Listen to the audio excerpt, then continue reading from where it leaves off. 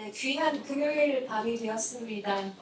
아주 중요한 시간일 텐데도 불구하고 오늘은 지금까지 네 번째 피해마당이 있는 자리에서 가장 많은 분들이 참석을 해주셨거든요. 그럼 지금부터 제주를 사상 피해 증언마당을 시작하도록 하겠습니다. 가슴 아픈 역사를 교훈 삼아 상생할 수 있는 역사의 현장에 함께 해주신 여러분 감사합니다.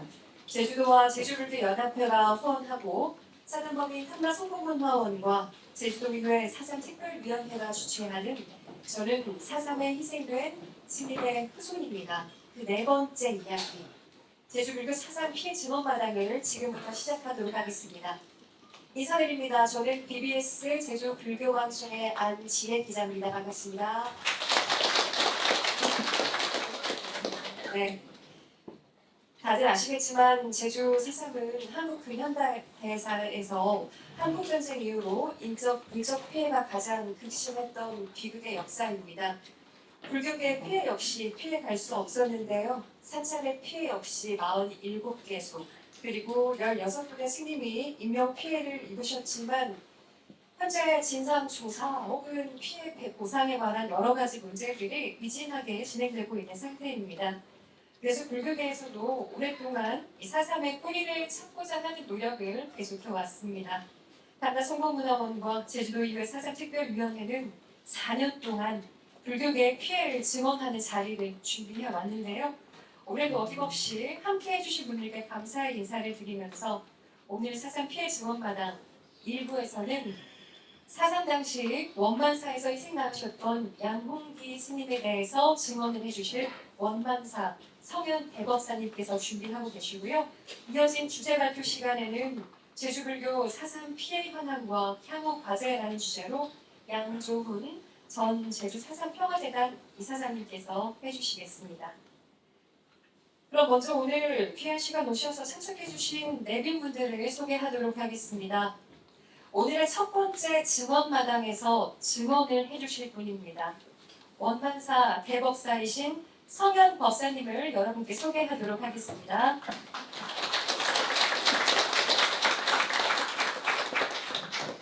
네, 다음으로 주제 발표를 해주실 전 제주 사상평화재단 이사장이셨죠. 양조훈 전 이사장님 소개하겠습니다. 다음으로 대답 스님들을 소개하도록 하겠습니다. 대한불교 조계종 제13교구 교구장이시자 제주불교 연합회 회장이신 무소 허운 스님 자리하셨습니다. 사단법인 탐라성공문화원 이사장이시자 대한불교 법화종 제주 종무원장이신 혈 관행 스님 자리하셨습니다. 전 한국불교 태고종 제주 종무원장을 역임하셨고 현재는 해운사 주지십니다. 탄해 스님 자리하셨습니다. 한국불교 태고종 제주 종무원 포교국장이시자 월기사 주지이신 진공 스님 자리하셨습니다.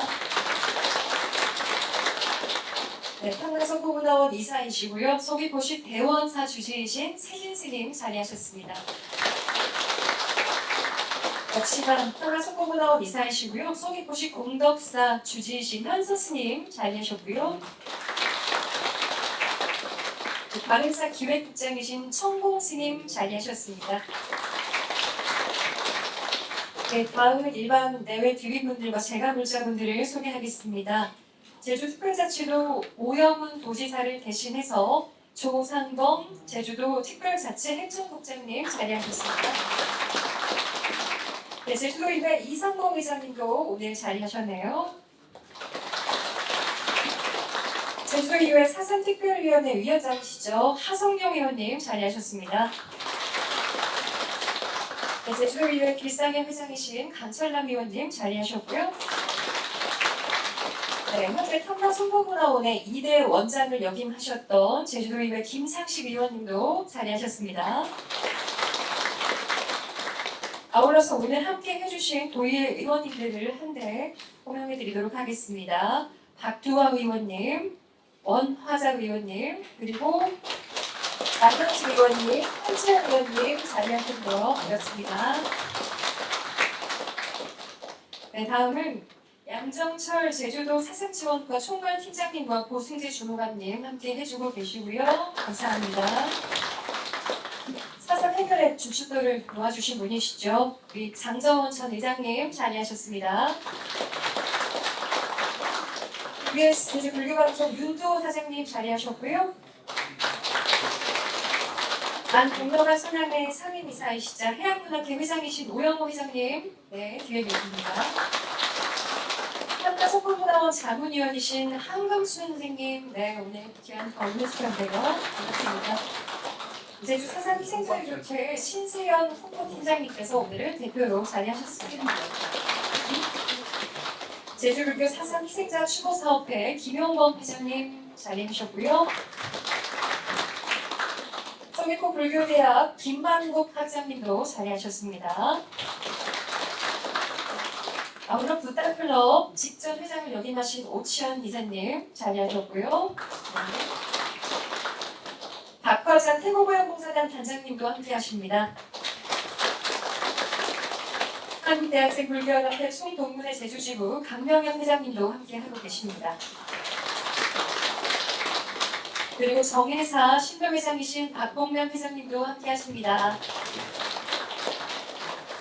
네, 오늘 이 증언마당이 귀한 자리인 만큼 정말 많은 분들께서 함께 해주셨네요.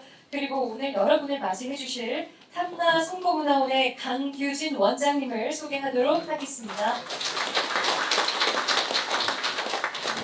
네, 그리고 방금 들어오셨는데요. 관음사 총무국장이신 도윤수님도 자리하셨습니다. 네. 이어서 국민의례가 있겠습니다. 모든 분들은 일어나셔서 정면에 있는 국기를 향해 주시기 바랍니다. 국기에 대한 경례. 바로 이하 생략하도록 하겠습니다. 모두 자리에 앉아주시기 바랍니다. 네, 오늘 본 증언식에 앞서서 주최한 탐나 성공문화원의 이사장이십니다. 효월 관행 스님의 인사말을 소개해 듣도록 하겠습니다. 박수로 맞아주시기 바랍니다.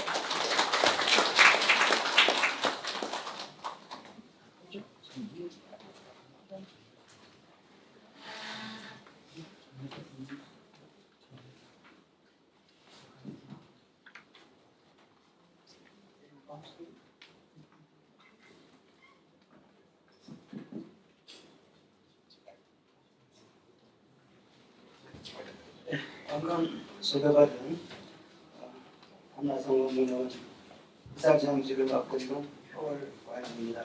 반갑습니다.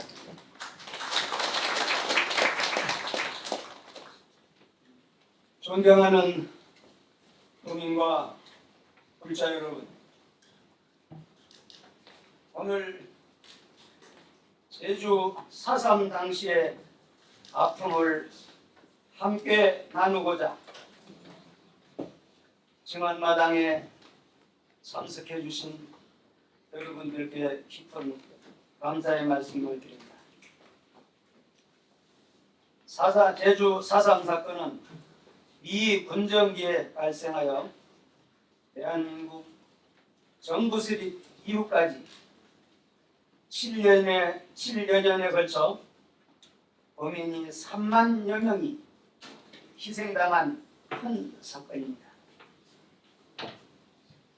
이때 우리 제주 불교계에도 막대한 피해가 있었습니다. 이런 아픔이 제주 4.3 사건은 제주도민 모두에게 잊지 못할 상처로 남았으며 특히 제주 불교계 또한 그 고통에서 자유로울 수가 없었습니다.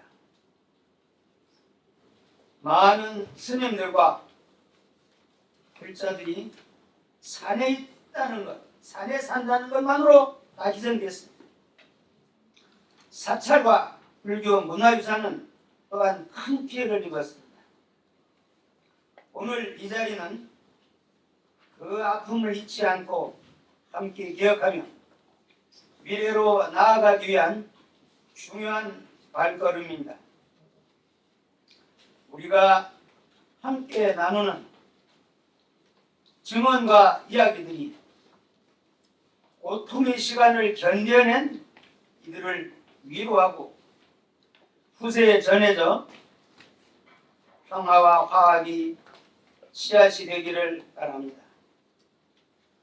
여러분이 소중한 정한 말씀들이 앞으로 제주 불교계와 지역사회의 화해와 치유를 위한 귀중한 밑거름이 될 것입니다. 저 또한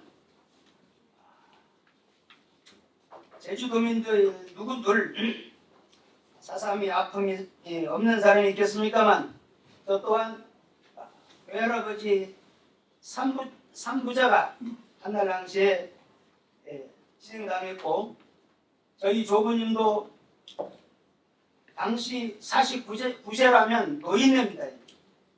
예비검속에 끌려가셔서 목포 형무소에서 생을 마감하여 시신조차도 찾지 못하여 지금 사삼공원의 행불묘역에 표지성만 세워져 있습니다.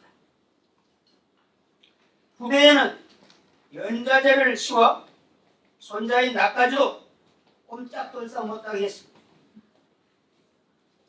이런 가슴 아픈 역사 다시는 국가 권력에 의한 백성들이 피해가 되풀이되지 않기를 바라며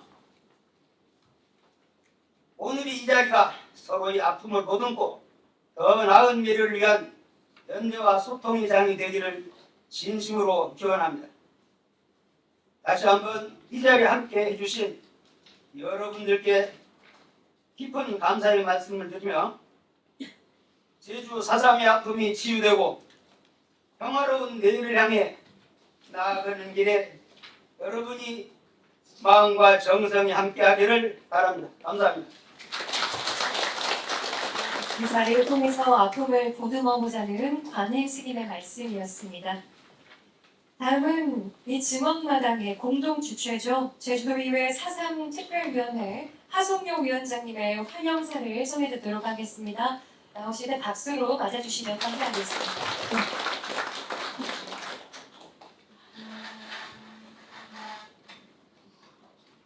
네, 반갑습니다. 제주특별시도의회 4.3 특별위원회 위원장을 맡고 있는 하성룡이라고 합니다. 반갑습니다. 네, 제4회 제주불교 4.3 피해 증언마당이라는 귀한 자리를 마련하게 되어 기쁘게 생각합니다.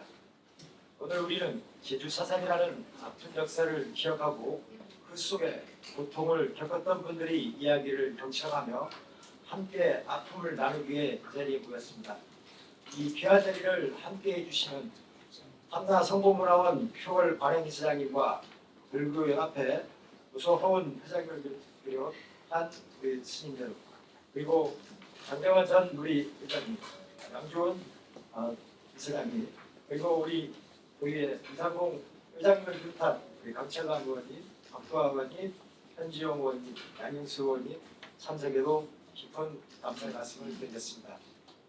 4.3은 우리 민족이 역사 속에 결코 잊어선 안 될 기록적인 사건입니다. 그 중에서도 불교 신자분들께서 겪으셨던 고난과 희생은 더욱 특별한 의미를 지닙니다.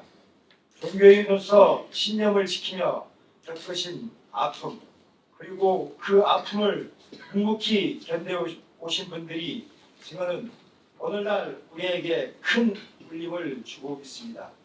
오늘 이 증언마당은 과거의 상처를 뚫쳐내는 자리가 아니라 상처를 치유하며 미래로 나아가기 위한 귀중한 시간이 될 것입니다. 이 자리에서 나눈 이야기를 통해 아픔을 잊고 평화와 화합의 정신을 더욱 깊이 새겨야 할 것입니다. 끝으로 이 자리를 준비하시나 고생 노력을 기울여주신 남규진 한나 성공문화원 원장님과 표월 관행 이사장님을 비롯한 제주불교 4.3 피해 증언마당 관계자 여러분께 깊은 감사의 말씀을 드립니다.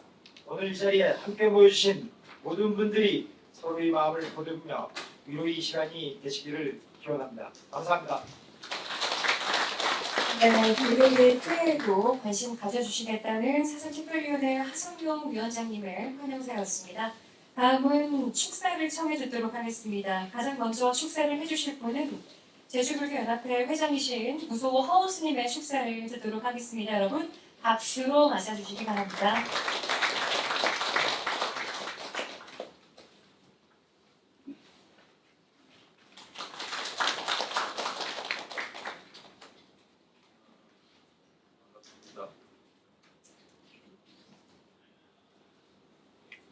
저는 제주도 한라산에 있는 다름사 주지 호원이라고 합니다. 저는 제주도 태생도 아니고 제주도 역사의 사상 역사가 제가 국정교과서 속에 그린 적이 없어요. 당연히 모르죠. 그런데 제가 여기 와서 알게 돼서 저기 독일에서 일어났던 홀로코스트 이번 그거 보다가 여기 오니까 끔찍한 일이 참 너무너무 많았구나 하는 생각하면서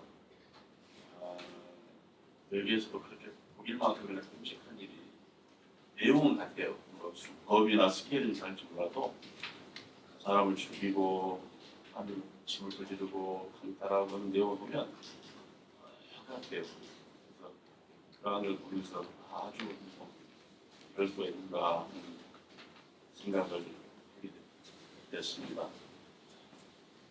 그리고 이게 축사를 이 사상관의 축사를 보면 이 축사인지 추도사인지 참 애매할 때 있습니다.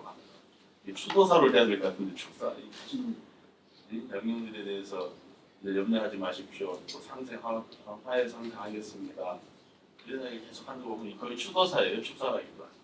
축사를 하기는 좀 너무 좀 용어가 적절치 않은 것 같고 또 이렇게 가보면 제도 분들이 축사를 하러 오시면 이런 데 와서 무슨 이야기를 하러 오면 외래껏 하는 다른 행사에서 축사하다 보면 그냥 거의 뭐 고양이 하는데 이 읽는 톤이 달라요. 그 글을 써와서 읽어도 아니면 뭐 이야기를 해도 톤이 다릅니다. 그만큼 벌써 432년 70년이 지나서도 아직 100년이 안 돼서 그런지 우리 아직 현재 432년 현재라고 역사 같지만 현재입니다. 아직 끝나지 않은 역사라고 생각하시면 될 것 같습니다. 그래서 특히 저는 또 육지에서 뭐 6.25 때 육지 전쟁 다 6.25 때 많은 피해를 보면서 똑같은 일입니다. 낮에는 국군에 의해서 맞고 가면은 또 피해 당하고 가면은 또 빨주산에서 피해를 당하고 그 이야기를 생생하게 스님 주신들이 지금도 한 90, 80대 주분들이 이야기했는데 똑같은 이야기예요. 근데 또 다른 이야기가 있는데 그때 이야기는 대부분 사찰을 불교라는 그 사찰을 지키기 위해서 그러한 일이 벌어졌는데 제주도에서는 남을 이렇게 숨겨주다가 죽은 스님들께 계시더라고요. 그래서 참 숭고하다. 참 끔찍스러운 일이지만 또 하나는 그 끔찍한 상황에서 정말 숭고한 불교정신을 잘 보여주셨다 하는 그래서 제가 참 느끼고 정말 그 신념이 조기적 신념이 정말 참 아름다웠다 이런 거 봤습니다. 아무튼 이러한 불교의 제주도의 아픈 역사를 더 빨리 밝혀내고 잘 이제 화해 상통을 할 수 있는 기초 사실에 대해서 화해하고 해서 갔으면 좋겠는데 특히 불교계는 저도 이렇게 이 작은 지역 사실은 뭐 이 땅 크기로 보면 그리 크지 않는데 육지변은 굉장히 그 피해 규모로 보나 피해 규모로 보면 굉장히 큽니다. 그래서 여러분들께서 잘 살펴봐 주시고 저희는 관음사는 그 당시 불교계의 우리가 관음사라고 쓰고 한 개의 사찰을 이야기하는 것보다는 제주 불교를 이렇게 상징하는 단어로 지금도 저는 이해하고 있습니다. 그래서 또 이런 것들 잘 사실을 잘 밝혀내고 그래서 역사적 교육 현장으로 잘 이용해서 화해 상성으로 갔으면 좋겠습니다. 고맙습니다. 네, 다음 회의 중에서 제23교 부부장이신 무소 허은 스님의 말씀이었습니다. 네, 다음으로 말씀을 청해 들어볼 분은 오영훈 제주도지사를 대신해서 조선범 특별자치 행정국장님께서 말씀을 전하시겠습니다. 네, 안녕하십니까. 특별자치 행정국장 조성모입니다.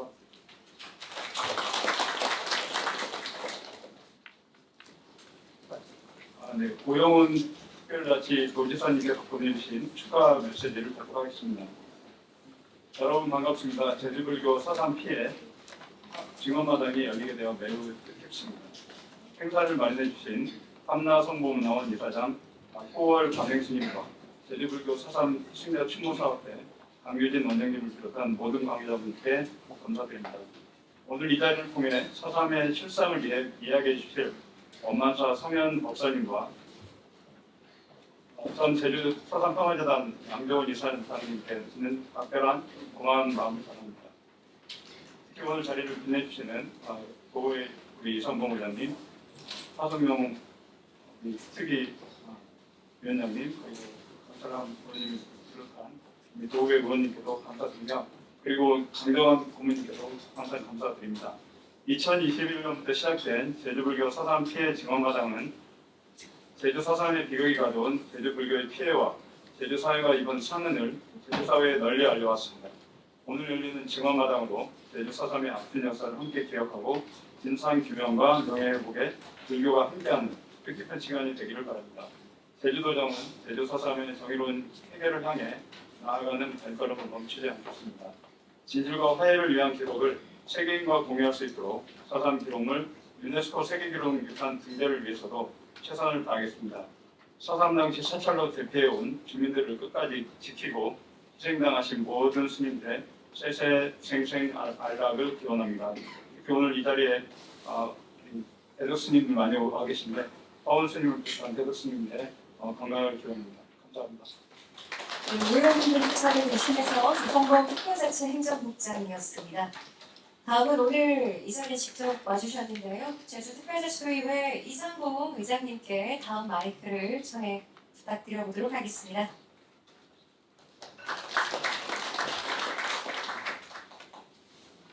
네, 반갑습니다. 도의회장 이상구입니다. 제4회 제주불교 사삼 피해 증언마당이 개최된 것을 매우 뜻깊게 생각합니다. 사삼 당시 불교의 피해 상황을 규명하고 진실을 알리기 위한 자리를 마련해 주신 함나 성공문화원 이사장이신 효월 간행 스님과 강규진 원사님께 깊은 감사의 말씀을 드립니다. 증언마당을 함께 주최해 주신 제주특별자치도회 사삼특별위원회 하성명 위원장님과 큰 도움을 주신 부장님들께 진심으로 감사드립니다. 저는 사삼에 희생된 스님의 후손입니다를 주제로 증언마당을 개최한 지 원래로 4번째입니다. 그동안 증언마당을 통해 사삼 당시 피해를 입은 스님의 후손들이 그때의 기억을 생생한 증언으로 들려주셨고 그 기억은 기록이 되어 사삼의 진실을 밝히는 데 큰 힘이 되고 있습니다. 이번 4번째 증언마당에서는 서귀포 원만사의 성현 법사님과 양조원 전 제주 사삼평화재단 이사장님께서 당시의 상황을 생생히 조언해 주실 예정입니다. 사상의 광풍으로 많은 사찰이 불에 타고 승려님들의 희생당하면서 제2의 무불시대로 불렸던 그때의 아픔을 우리가 함께 풀어가야 할 과제임을 다시 한번 깨닫습니다. 앞으로 제주특별자치도 의회는 자비와 화합을 실천해온 불교계와 함께 사삼의 진실을 밝히고 완전한 대결로 나아갈 수 있도록 최선을 다하겠습니다. 제4회 제주불교 사삼 피해 증언마당을 거듭 축하드리고 함께해 주신 여러분들의 건강과 행복을 기원합니다. 좋은 시간 되십시오. 감사합니다. 네, 감사합니다. 앞으로 의회에서도 많은 신경을 써주시겠다라고 말씀해 주셨습니다. 다음은 오늘 이 자리가 제주불교 사삼 피해 증언 마당인 만큼 불자 의원 모임인 불상위 회장 강철남 의원님의 말씀을 들어보지 않을 수 없겠는데요. 강철남 의원님을 모시도록 하겠습니다.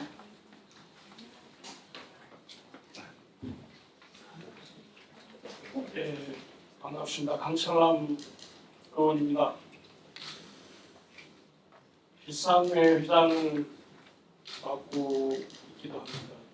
사실은 제가 4.3 특위위원회의 행자위를 벗어나서 좀 쉬고 싶은 마음이 있었는데 다시 한번 이 자리에서 가짐을 해봅니다.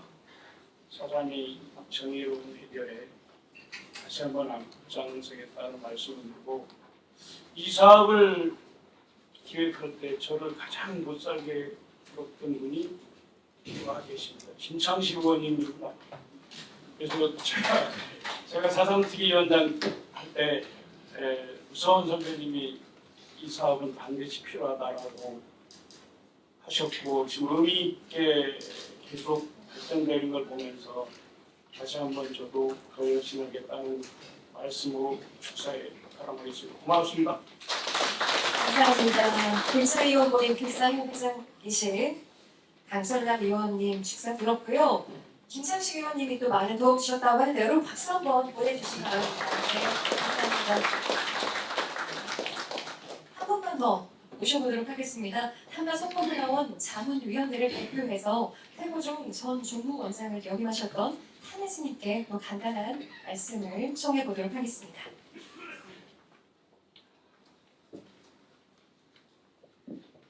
여러분 반갑습니다.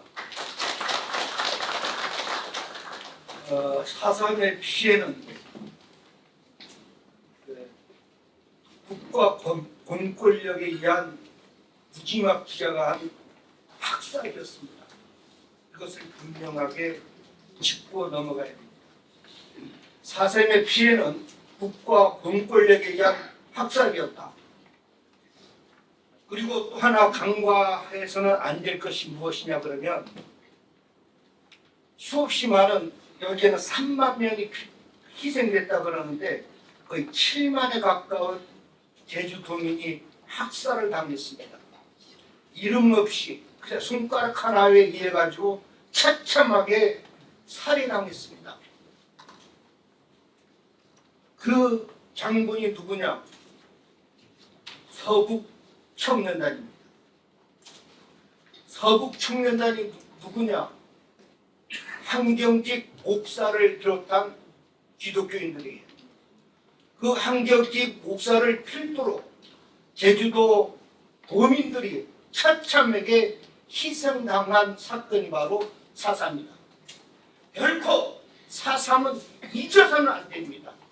용서는 하되 결코 잊어서는 안 됩니다. 우리 제주도민이 아까 상생을 합시다, 잊어버립시다 그런데 천만에 결코 4.3은 잊어서는 안 됩니다. 용서는 갈지 모르겠으나 결코 4.3은 잊어서는 안 된다. 우리 여기 장정원 전 국회의원님께서, 자당님께서, 어머님께서 우리 해군사의 신도로 평생을 다니셨습니다. 그런데 아마 아드님이 4.3의 피해를 당했습니다. 늘 눈물 짓던 그 모습을 저는 잃을 수가 없고, 또 우리 장 의원님께서도 4.3이 유명한데 상당히 많은 애를 썼다고 생각하는데 참 고맙습니다. 그리고 또 이 상부문화원을 이렇게 창립하면서 만들었던 밀날이 됐던 게 접니다. 이러한 일들을 하기 위해서 상부문화원을 만들었습니다. 그러면서 제주 통사, 불교 통사라든가 여러 가지 일들을 했고, 오늘 4번에 걸친 피해자 증인을 하는 이런 업석이라고는 좀 그렇고 이런 자리를 마련했습니다. 참으로 고마운 일이 아닐 수 없습니다. 결코 4.3 잊을 수 없는 이 처참한 이 사안에 대해서 우리는 결코 잊어서는 안 되고, 이러한 것들이 말로만 할 것이 아니라 반드시 이것은 피해가 구제가 되고 또한 보상까지도 따라야 되지 않느냐, 저는 생각을 이렇게 하고 있습니다. 우리 그 이사장님과 그리고 또 우리 그 원장님께서는 규명만 할 것이 아니라 구명에 따른 피해를 보상할 수 있는 방안도 한번 강구하시길 바라고, 우리 도 이외에서도 아니면 도에서도 이러한 부분들을 같이 협력하면서 피해 구제에 최선을 다해 주실 것을 부탁드리겠습니다. 여러분 오늘 참석해 주셔서 너무 고맙고 감사합니다. 여러분 선물하십시오. 태어나서 주제이신 탕예스님의 말씀이셨습니다. 용서는 하되 잊지는 말자라는 굉장히 생각해봄직한 말씀을 해주셨는데요. 모두가 가슴에 담아야 되는 말이 아닐까 생각을 해봅니다. 자, 이제 마지막으로 오늘의 이 자리를 마련해주신 탐나 송보문화원의 강규진 원장님의 말씀을 듣도록 하겠습니다. 여러분 박수로 맞아주십시오.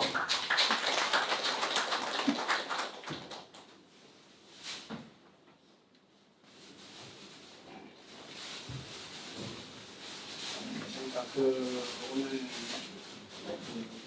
제주불교 사상 피해 지난마당 네 번째 이야기에 오늘 여러 가지로 좀 바쁘신 가운데도 불구하고 참석해 주신 제주불교 연합회 회장님이신 유소허원 스님과 여러 대덕 스님 그리고 우리 이상봉 회장님 그리고 지사님의 대신에서 참석해주신 조상범 목사님 하승영 위원장님도 참 고생이 많으셨습니다. 강철환 우리 위원님 그리고 박도아 위원님, 현지영 위원님, 양수 위원님 감사합니다.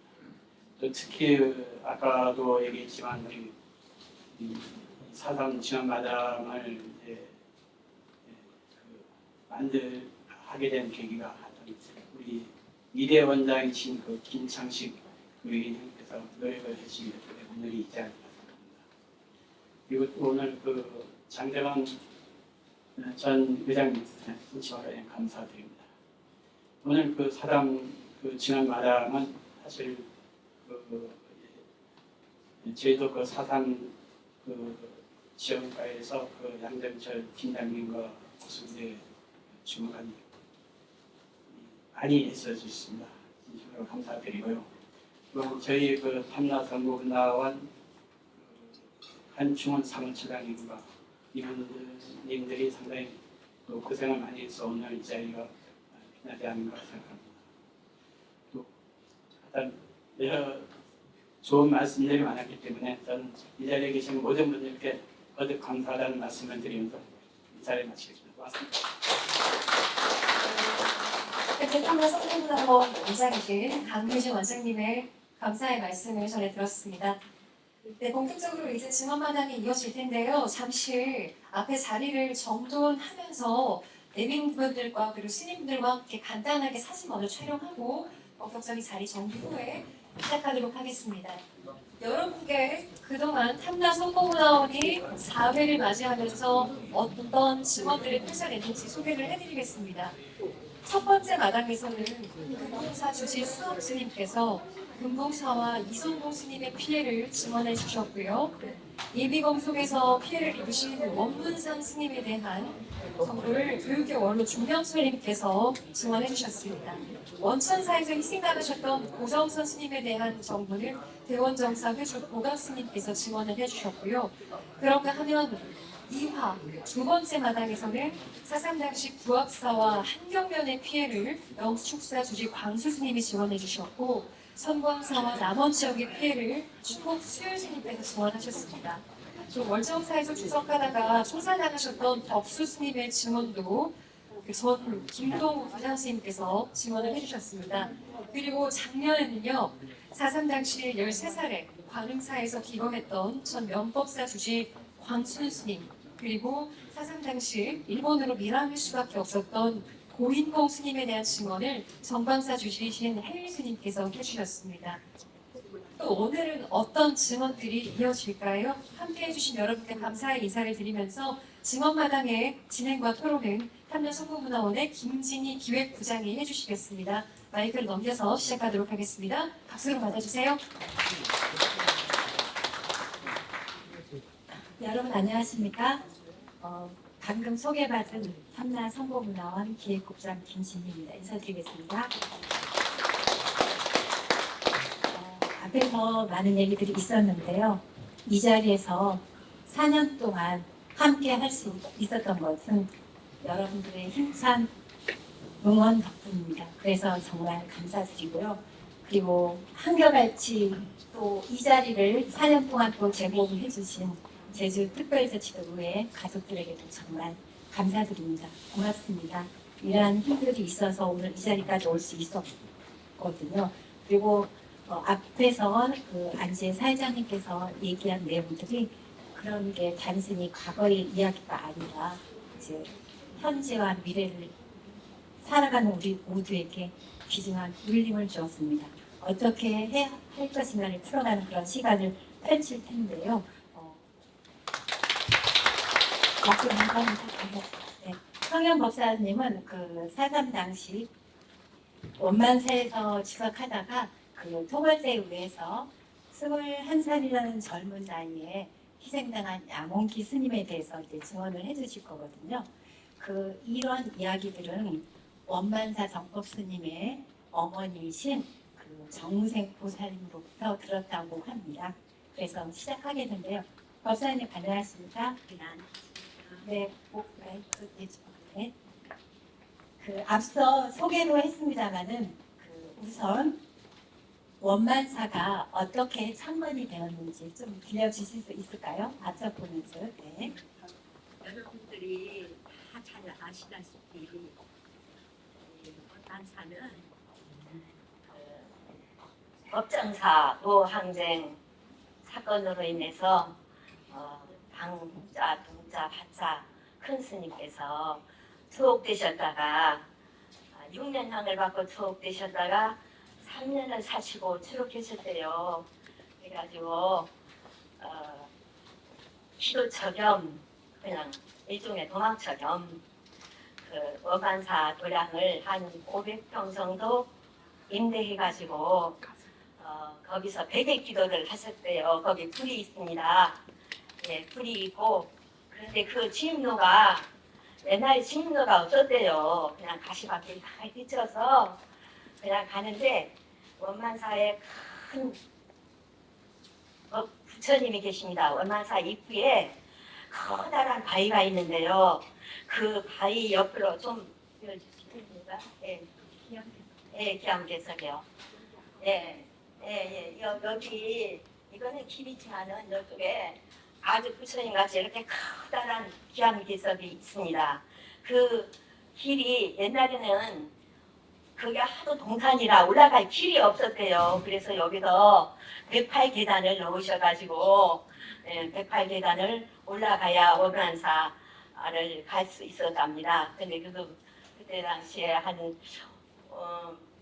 10여 평의 초가 법당을 지어서 그게 언제냐면 1923년도 23년도에 조그만 배기 기도를 그 굴에서 하시다가 배기 기도를 하시다가 이제 그 법당을 창건하게 됐습니다. 1923년에 그래가지고 거기서 기도를 하셨는데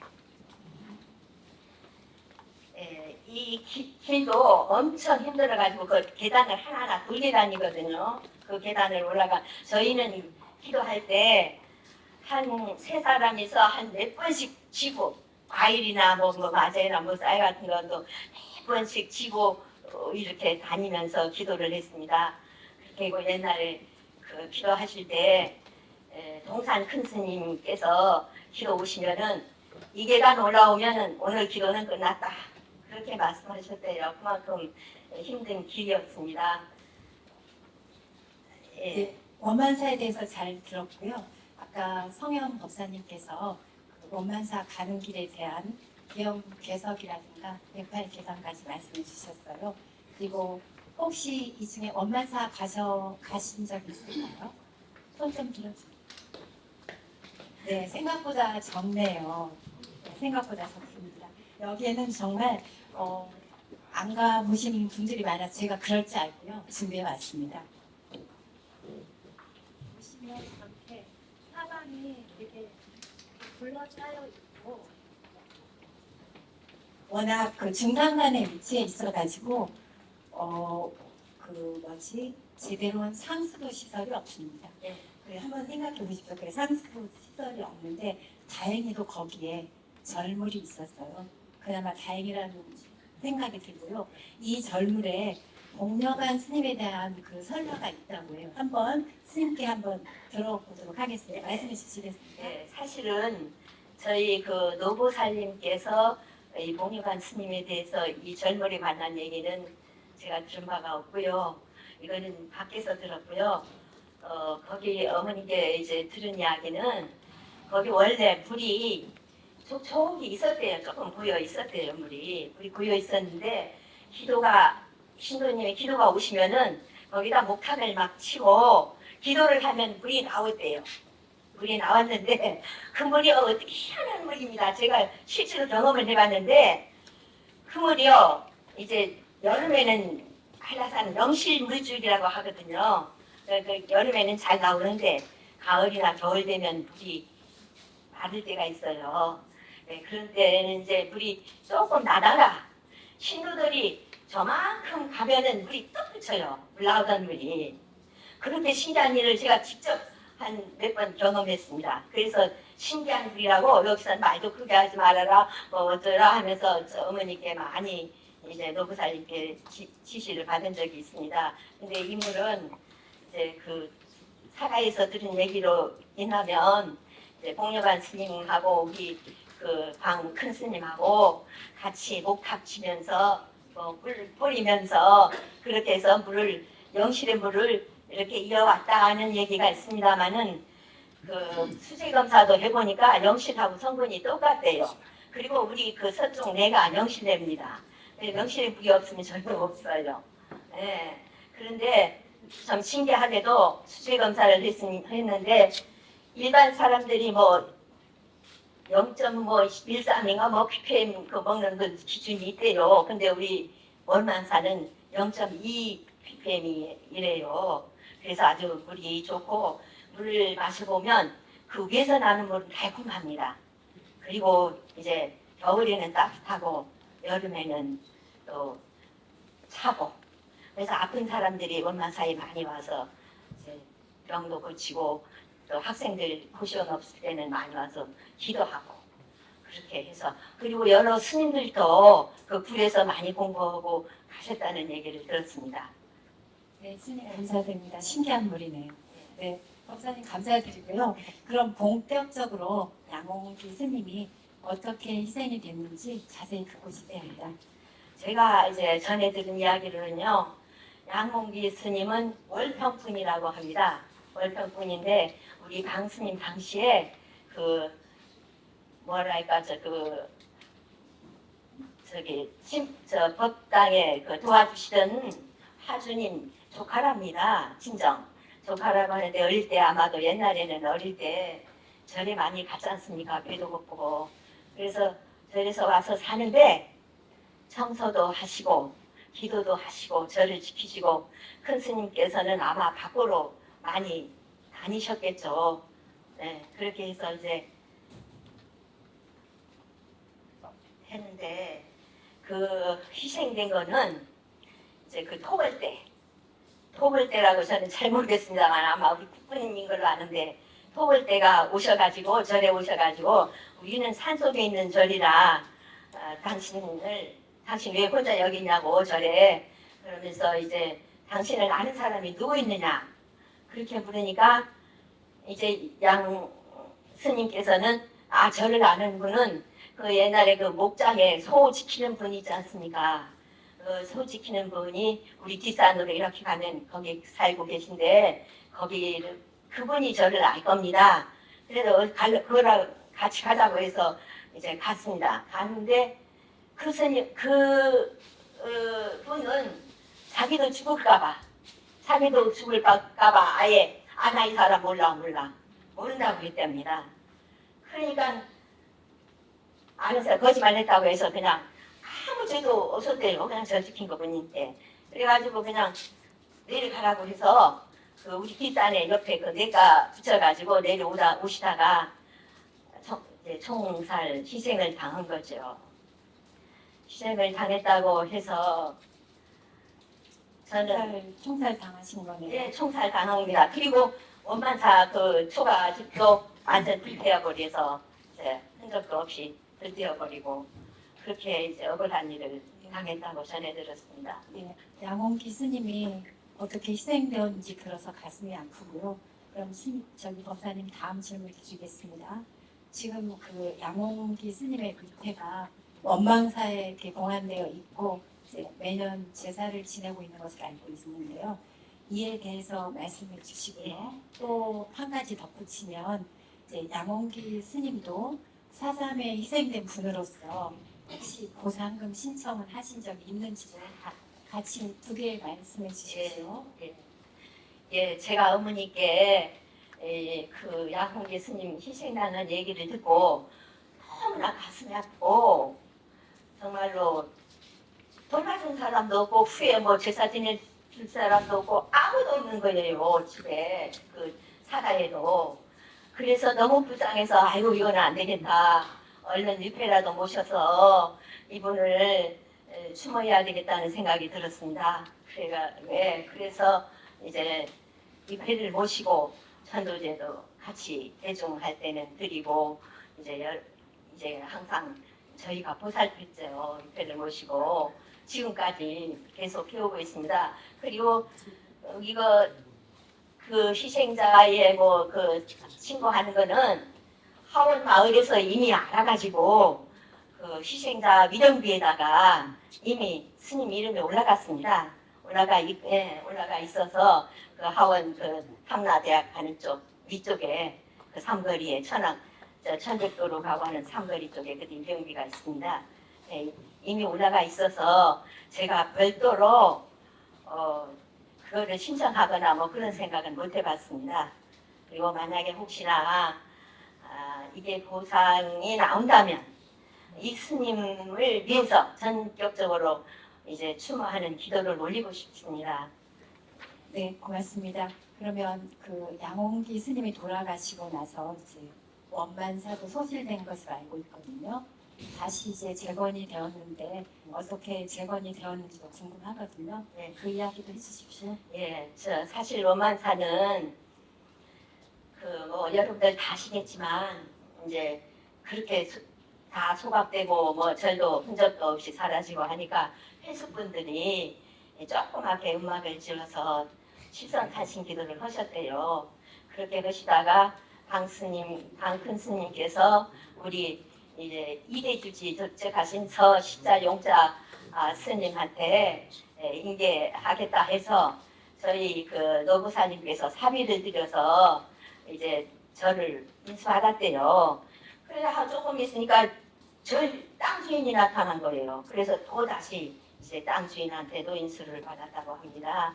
그런데 저희 중창을 현재의 절이 있기까지는 우리 이 3대 주지 정법 스님께서 엄청 고생했습니다. 물론 노보살님과 정법 스님과 신도님들 모두 힘을 합쳐서 중건하긴 했는데 제가 이거 한 40여 년 넘었습니다. 만사에 인연이 된지 가보니까 맨날 아침 새벽기도 끝나면 그냥 홈이 들고 그냥 밖으로 나가는 거예요. 맨 뒤가 그 산이라 야산이라 나무도 쳐야 되고 길도 없는 걸 길도 만들어야 되고 그렇게 하면서 점점 전기도 없어서 저 가서 냇가에 가서 물이 없을 때는 허벅으로 저었어요. 냇가에 물이 있습니다. 냇가 옆에 황토 사이로 물이 조금 나오는 거를 이렇게 통을 박아서 거기서 저와서 부어가지고 기도하고 그렇게 이제 하면서 사는데 이제 도저히 이제 저를 중창하려니까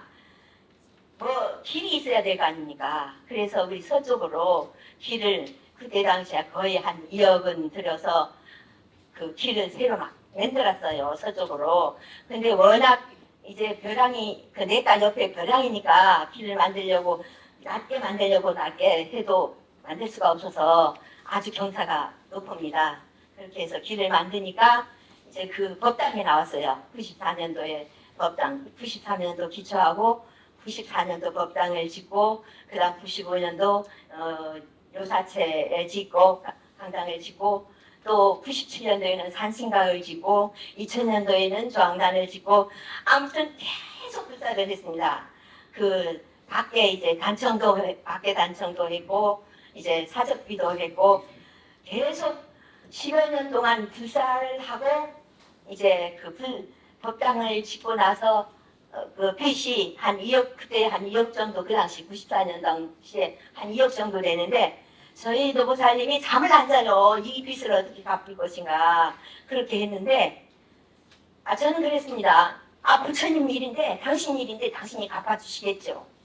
그렇게 그런 생각을 하고, 열심히 기도하고 하다 보니까 10여 년 동안에 불사도 해줬고, 또 빚도 갚고, 이것은 다 선조사님과 또 여러 분들이, 여러 부처님들이 다 도와주신 게 아닌가.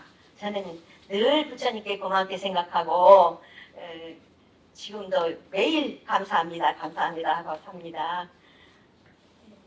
아까 그 여러 사람들의 노력 중에서 특히 정법 스님의 말씀하셨는데 혹시 사진 가죠? 아까 사진 가도 예, 사진 가져왔습니다. 네, 잠깐만 예.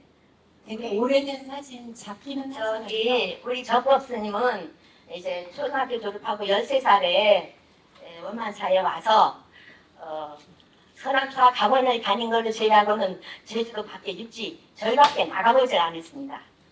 예. 여기 오래된 사진 이렇게 예, 있거든요. 요 작은 사진은 이제 13살에 교복 입은 사진은 13살에 절에 왔던 때이고 두 번째 여기 두 번째 계신 분이 예, 행각생활을. 인데요. 예. 이따가 끝나면 실제 모습 보도록 하겠습니다. 예, 예, 여러 사람들이 놀려. 예. 그 정법 스님은 손이고 발이고 다 멍구쟁이, 제주도 말로 다 멍구쟁이 우리가 막 특성이었습니다. 깨우니까. 예. 살만하니까 확 가시더라고요. 네네. 이런 노력들로 해서 역사적인 원만사가 재건돼 더욱 의미가 크다고 생각하는데요. 법사님께서는 그 원만사가 사단 당시 입었던 피해 상황이라든가 그리고 남원기 스님까지 희생된 부분에 대해서 말씀해 주셨거든요. 이러한 증언 내용을 관련해서 앞으로 우리 불교계가 어떤 노력을 했으면 좋겠는지 또 바라는 점이 있으시다면 말씀해 주십시오. 제가 뭘 압니까마는 어쨌든 4.3 사건과 같은 가슴 아픈 이런 일은 정말 다시 없어야 된다고 첫째로 생각합니다. 그러기 위해서는 이런 사실이나 증언들을 잘 영상화 하시든 기록으로 책을 만드시든 그렇게 해서 우리 후손들에게 잊지 않도록 했으면 생각드리고요. 또 지금까지 이렇게 정말로 잘 이제 이런 노력을 해서 이렇게 해주신 여러분과 기관분들한테 너무너무 고맙고 감사하고 다 고맙습니다. 이거는 꼭 후대에까지 잘 전해서 다시는 이런 가슴 아픈 일이 생기지 않았으면 좋겠습니다. 네, 잘 들었습니다. 고작 21살밖에 안 된 나이에 희생된 양원기 스님의 극락왕생 발언을 하면서요. 70여 년 동안 원만사 주지 스님과 성현 법사님께서 양원기 스님의 다리즈를 봉행해 오시며 엄청 애쓰셨거든요. 이제는 국가가 양원기 스님의 원혼을 달래야 할 시점이라고 생각합니다. 지금까지 양원기 스님에 대해서 증언해 주신 성현 법사님께 큰 박수 부탁드립니다. 혹시 그 증언하신 성현 법사님께 질문 있으실까요? 너무 말씀 잘 해주셔서 질문 없는 걸로 알겠고요. 오늘 증언한 저는 네. 성현 법사님 개인적으로 잘 알기 때문에 질문하십시오. 네. 진행하시는 분에게 이거 하나 물어보고 싶습니다. 네. 4.3 사건이 발발함과 동시에 좌우 이념 대립이 있습니다. 심지어 김문수가 이문수인가 김문수인가 지금 사회 김문수죠? 사회주의 폭동이라고 얘기를 했는데 이랬던 좌우의 대립 때문에 그때 당시에 스님들이었던 그 식견 지식 수준이 상당했다고 들었습니다. 그러면서 관주도로 그러한 아주 훌륭한 스님들을 모셔다가 위무를 하는 강연을 많이 시켰대요.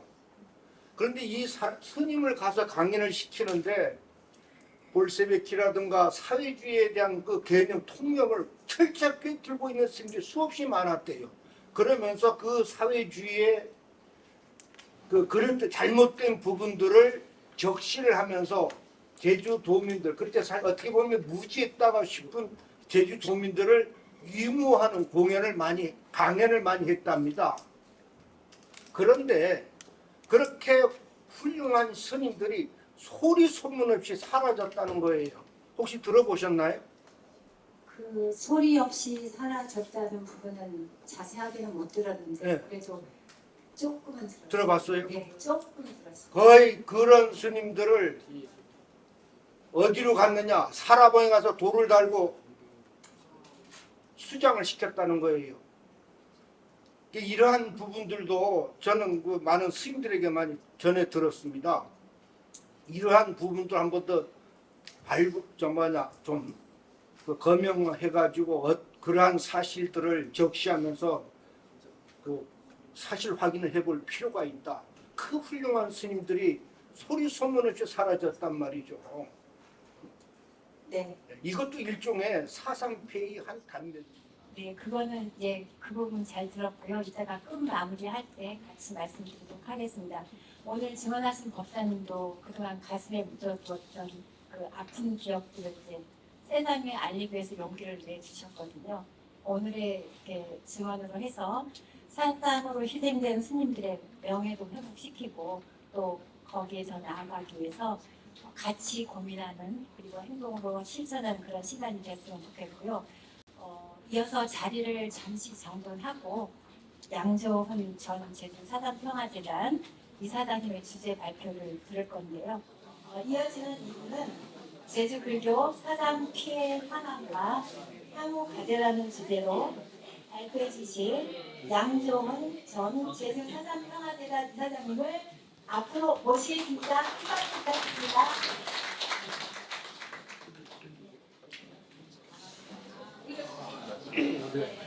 안녕하십니까.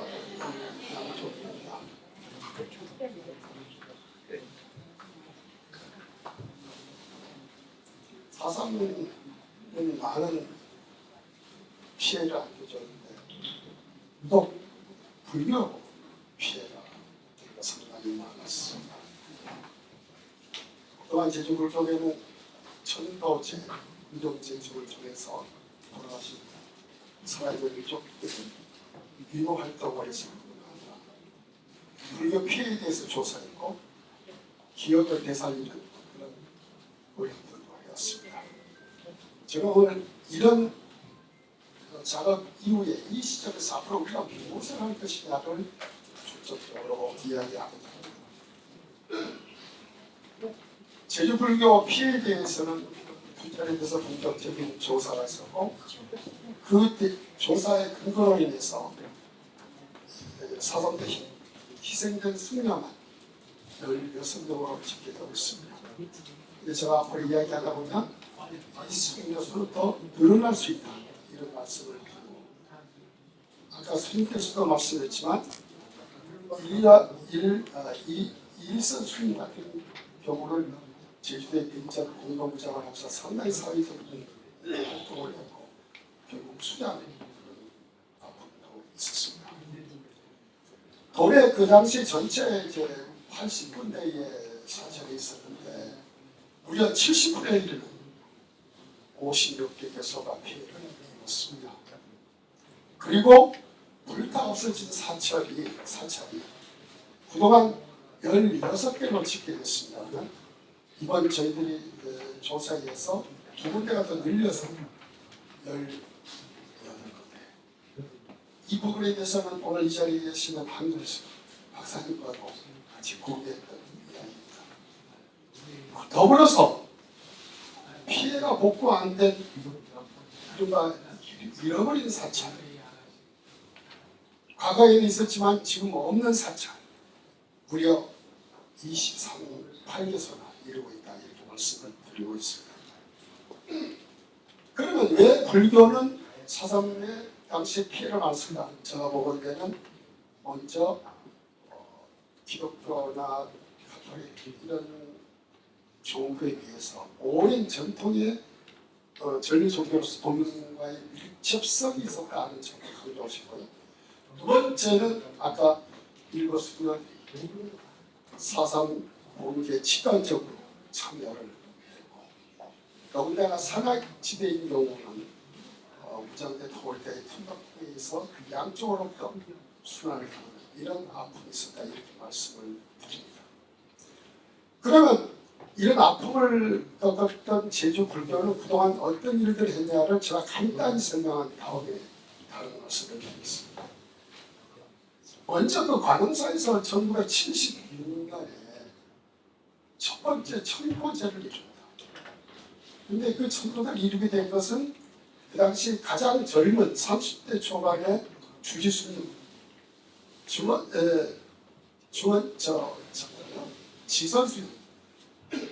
진원수님이 와서 꿈을 꾸고 결국 이것을 풀었다는 증언이 이렇게 있습니다. 그리고 92년도부터는 연례적으로 관음사에서 천도제가 있습니다. 그리고 2007년에는 특별한 일이 있었는데 4.3 공원 위패 보관소에서 공원에서 첫 천도제를 지냈습니다. 근데 이 천도를 지내게 된 동기가 육지에 사는 매우 독실한 불교 신자가 4.3 영령을 만나는, 그러니까 접신을 한 겁니다. 접신. 그걸 풀어주기 위해서 이 천도제인데, 이것을 제가 직접 관여해서 제안도 했고 했더니, 그래서 혹시 나중에 시간 있으면 어떤 경위가 있으면 좀 보충 설명드리겠습니다. 그리고 4.3 문학상을 제정하기도 했고요. 2017년에 와서는 불교 자체의 피해 조사고 진실규명을 위한 세미나가 열렸습니다. 2018년에는 서울에 있는 조계사에서 바로 전국 단위의 학술 세미나를 개최했습니다. 4.3 70주년 2018년이죠. 광화문 한복판에서 이렇게 추모 영상제가 열리고 조계종은 전국적인 각 교구에다가 4.3 기념하라는 메시지를 내린 바가 있습니다. 자, 2019년에 4.3 희생자 추모 사업회가 발족이 됐고, 전국적인 순례, 문학작품 순례가 있었습니다. 그리고 오늘 이 행사를 주최하는 탐나성보문화와 도의 4.3 특위에서 2021년부터 4.3 뜻의 피해를 당한 스님들의 이야기를 풀어가는 증언마당이 시작되고 이번에 네 번째로 하게 됐습니다. 아울러서 제주불교연합회가 주체가 돼서 2022년부터 학살철을 찾아가면서 위령제를 지내는 합동 행사가 진행되고 있습니다. 그리고 2023년 작년이죠. 송지현 국회의원에 의해서 불교뿐만 아니고 4.3 당시에 피해를 입은 종교단체에 대한 지원법을 좀 만들려고 했는데, 그게 이제 잘 안 돼서 21대 국회가 종료되면서 처분됐습니다. 그동안에 제주불교가 어떤 길을 가려나를 제가 간단히 설명을 드렸고, 그러면 이 시점에서 무엇을 할 것이냐.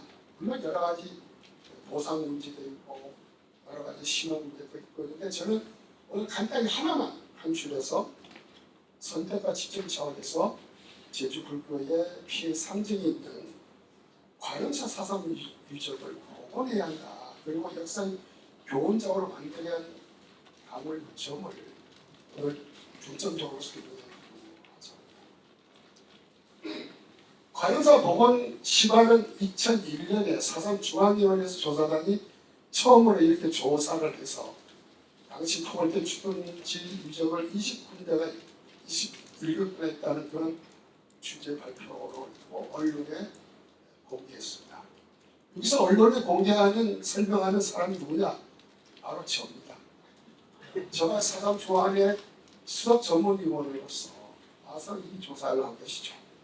그리고 저희 조사 결론은 경찰 주도소는 작고 경보에 구축됐지만 관음사 주도소의 경우는 대대급이 주도를 하면서 무한피해, 광범위한 지역의 넓은 면적에 만드는 특징이 있다. 이런 설명을 한 바가 있습니다. 그때부터 관음사에서 유적지 복원 문제가 움츠리기 시작한 것이죠.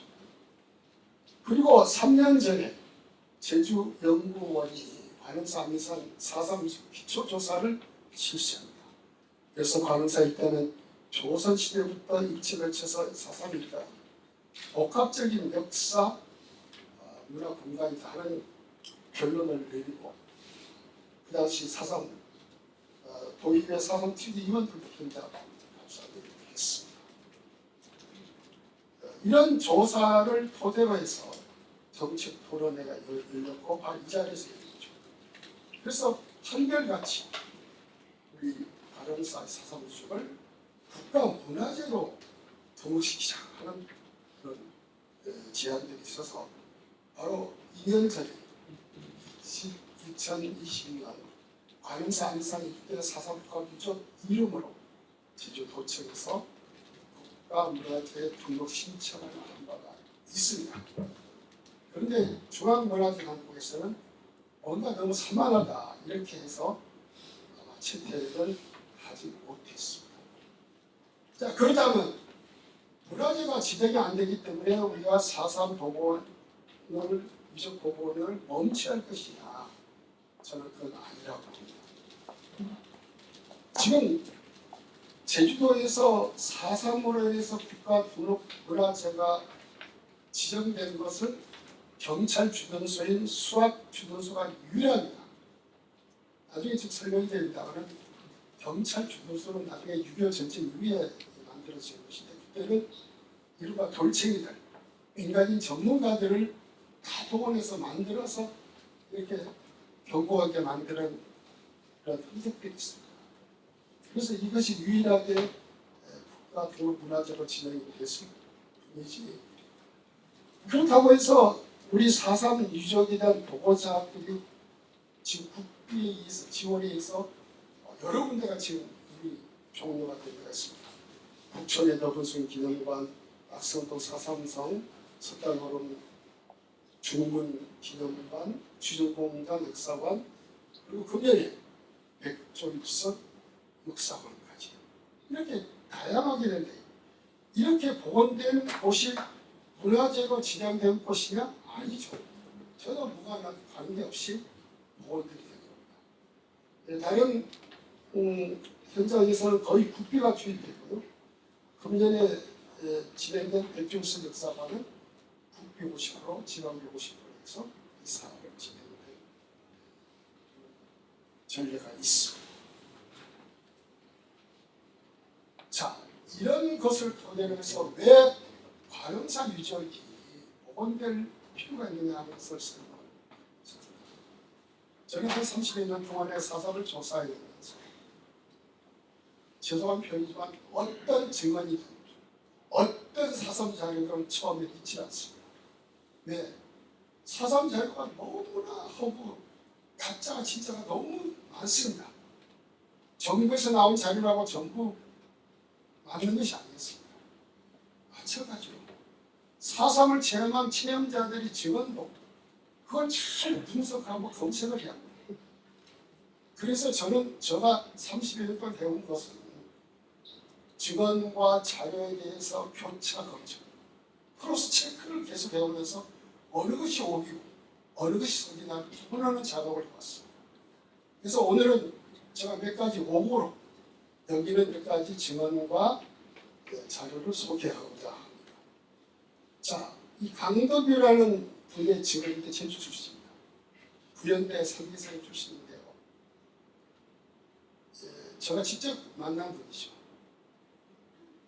1948년 5월 22일 오술표에 있는 부연대 병사 41명이 탈영해서 입산하는 사건이 생깁니다. 이건 큰 사건입니다. 이 사건으로 인해서 부연대가 완전히 불신임을 당했어요. 무장해제당하죠. 그래서 한 열흘간 격리가 됩니다.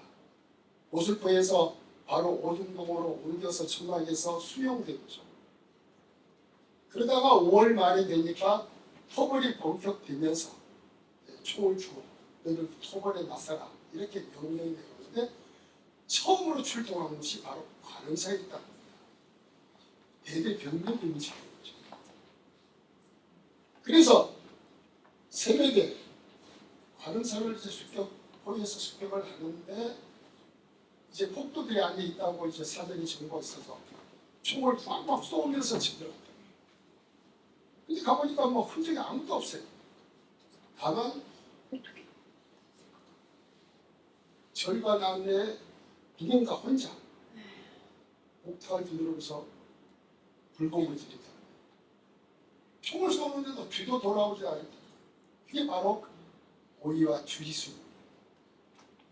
아무것도 없으니 그 병사들은 제주 출신이지만 장교들은 다 육지에서 온 사람들입니다.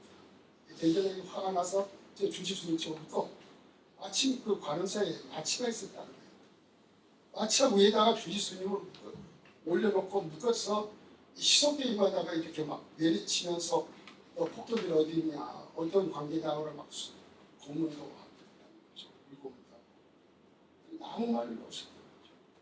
이런 일화가 있음을 말씀드리고 여러분 알다시피 이 주지수는 몇 년, 2년 후에 돌아가시죠. 그리고 두 번째 제가 소개한 것은 유재영 대령이라고 그 당시에 49년에 제주도지구 전투사령관으로 내려온 분. 이분은 나중에 국방장관까지 연임했습니다. 제가 직접 20여 년에 이분을 만나서 조사해요. 자, 이분이 제주 전투사령관으로 내려온 것은 49년 3월입니다. 그 직전에 어떤 상황이 있었냐면 소녀찬 연대장, 한병산 연대장이 제주도를 싹쓸이 초토화작전을 시작합니다. 중사가 다 불태웠죠. 그래도 제주 사태가 해결이 안 되는 거예요. 그래서 새로운 전투사령부를 만들고 유대령을 내려보낸 거예요. 이분이 저한테 한 이야기 내려가서 병경, 그 당시 이제 미군 비행기에서 병경을 타고 이제 제주도를 이제 공중 정찰했다는 거죠. 중상한지대는 불이 타서 새카맣다. 그러다가 한라산 정상 쪽으로 막 가면 사람들이 막 보이더라고요, 사람들이. 그런데 이 양반이 입에서 뭐가 나냐면 피난민들이 막 많았어. 이런 표현을 썼어요. 제가 30여 년을 사담 취재하면서 군 지휘관 입에서 피난민이라는 표현을 처음 들었어요. 평소에 어떻게 하면 복도했어. 근데 이 양반은 좀 생각을 달리는 사람이지. 큰일 났다. 그래서 이 양반이 삐라를 만든 겁니다. 한라산의 동포 여러분, 내려오십시오. 하산하십시오. 당신네들의 죄를 어떤 제국이 생겼습니다. 사면 정책을 쓰겠습니다. 실제 상황입니다. 한라산에 비행기가 막 뿌린 거예요. 그래서 49년 4월, 5월, 6월 3개월 동안에 무려 8,000명이 한라산에서 내려옵니다. 그리고 자기가 두 번째 한 것은 와보니까 토벌 군인들이 전부 해안가에 있다는 거예요. 제주, 한담, 성산포, 서귀포, 모습포. 이게 말이 되느냐? 어떻게 산 폭도를 잡는데 왜 군인들이 해안가에 있느냐? 왜 이렇게 민폐를 끼쳐?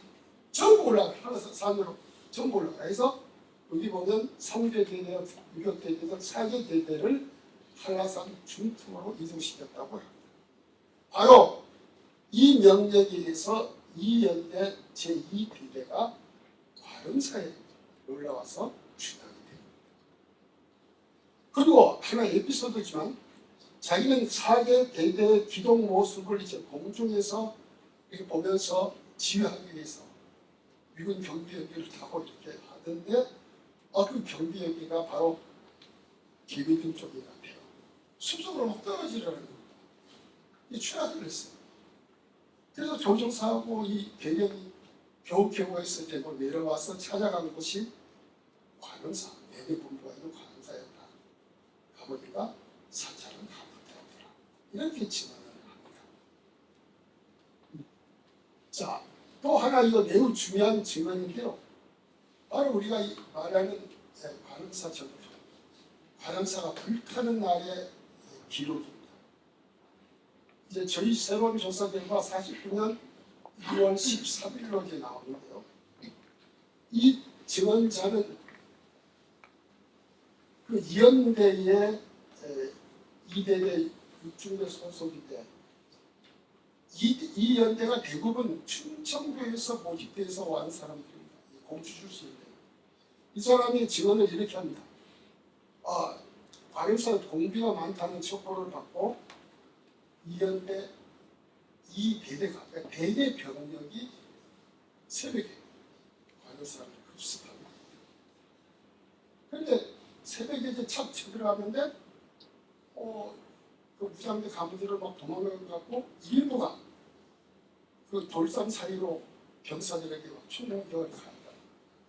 그래서 육중대 자기는 중대 5창 나중에 저가 환경가 5창원인데 4명의 군인이 죽었다. 5창원은 바로 우리 동네 사람이라서 내가 지금 잘 기억하고 있다. 그리고 자기는 관우사로 쳐들어 갔는데 무장대들은 도망가고 작성을 했다. 사찰에서 여자를 죽였다 하는. 그 다음에 화가 난 대대장이 바로 그날 관음사 사찰을 불신합니다. 그리고 남자 여성도 직계 처벌했다 이렇게 합니다. 무슨 말이냐 했더니 관음사에 가기 전에 암자 지금 저가는 삼천장에는 소림사로 추정이 되는데요. 암자에서 새벽에 종을 막 치더라고요. 처음에는 이거 불경 부리기 위해서 새벽에 종을 치거나 이렇게 해서 무심코로 올라갔는데 바로 관음사 습격사건이 그렇게 십회작전으로 나오니까 대대장은 이 종소리가 하나의 희로였다. 그래서 그 여성 잡아오면서 여성을 그냥 지켜쳐버려버린다. 그리고 관음사에서 싣고 내려온 자기네 그 군인들하고 여자 시신들을 암대에서 눕혀갖고 전선다 시신가루는 육지에 있는 유족들 그리고 나중에 그때가 아니고 한 달 후쯤에 우리 대대가 한라산 중이다. 바로 관음산 천막지원 수도였지. 거쳐서는 곳은 돌격을 쌓고 밤에는 지금 성을 돌고 여기서 낮에는 돌을 하고 이렇게 했다. 그 다음에 같은 이 대대의 이건 오중대에 소속인 조무사 박사관들 공주 출신이에요. 그분이 증언을 하면은 관음사 전태에서 대대 병력이 동원되고 있습니다. 그리고 부처님을 꺼내서 밖에서 이렇게 불을 질렀다.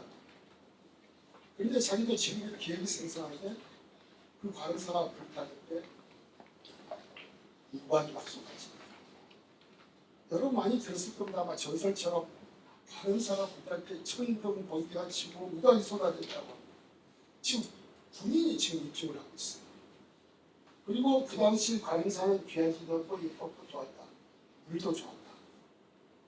그 후는 3월입니다. 49년 3월에 관음사에 우리 오래 죽었는데 자기네가 이덕구가 사망한 이후에 관음사 설속에 됩니다. 이덕구는 49년 6월 7일 사살되는 거죠. 그러면 최소한 3, 4개월 이제 대대 병력이 관음사를 죽입니다. 자, 관음사에서 성도 쌓고 또 더불어서 아까 기순공장 대령에 했잖아요. 기순공장으로 많은 사람들이 관음사를 이제 먼저 거치왔잖아요. 와서 지금 집결시키고 거기서 이제 신문도 하고 정확한 속도를 다녀야 된다고 해서 전부 이과를 이제 이해했는데 이 사람 이야기가 뭐냐면 그 기순한 사람들이 노인, 어린이, 여인들이 참 많았다. 실제로 8,000명이 4월 5월달에 내려왔는데요. 한라산에서 51%가 여성으로 나왔다고 했어요. 젊은 사람은 내려오지 않았어요. 저는 이 자료는 매우 중요한 자료라서 소개를 합니다. 바로 이연대 제주도 작전에서 전사자들이 내려다니는데 이게 제주 두들기 앨범에 나옵니다. 이게 매우 중요합니다. 아까 6중대라고 그랬지.